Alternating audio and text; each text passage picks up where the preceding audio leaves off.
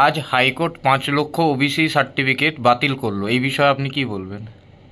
হাইকোর্টের রায়কে আমি স্বাগত জানাই।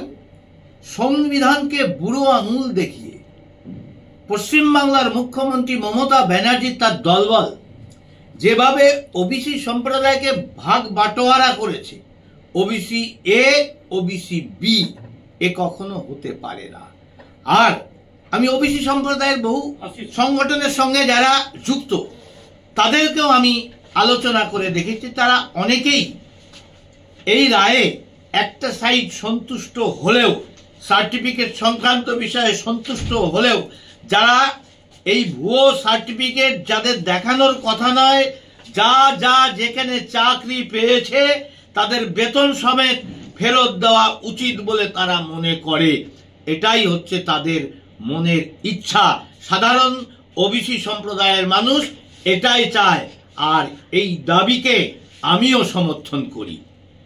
আজ মমতা ব্যানার্জি এই রায় বলেছে মানে না, এই বিষয়ে কি বলবেন? উনি সংবিধানটাই মানেন না, আর উনি কি মানেন না মানেন তার উপর তো বিচার বিভাগ চলবে না। যিনি সংবিধান মানেন না, সংবিধানকে বুড়ো আঙুল দেয়া তিনি কাজ করেন, পুলিশকে যাচ্ছে তাই ব্যবহার করেন, ক্রিমিনালের পক্ষে মুখ্যমন্ত্রী সওয়াল করেন। আগামী দিন যখন ওনার বিরুদ্ধে জেলের নির্দেশ হবে তখন উনি বলবেন আমি মানি না, আমি জেলে যাব না। ওনার কথায় তো দেশ চলবে না, তাই ওনাকে মানতে হবে।